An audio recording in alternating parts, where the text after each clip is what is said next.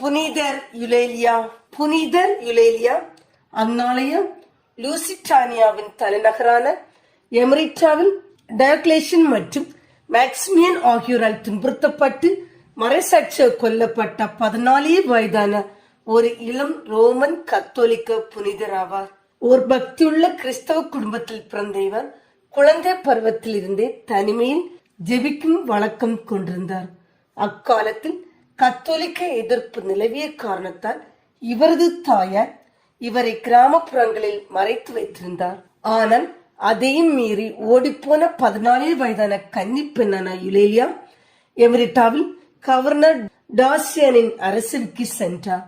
அங்கே பலர் அறிய தான் ஒரு கிறிஸ்தவர் என பிரகடனம் செய்தார். பாகன் மதத்தினரையும் பேரரசர் மாக்சிமியானையும் இழுத்து பேசினார். இவரது தைரியம் அனைவரையும் பிரமிக்க செய்தது.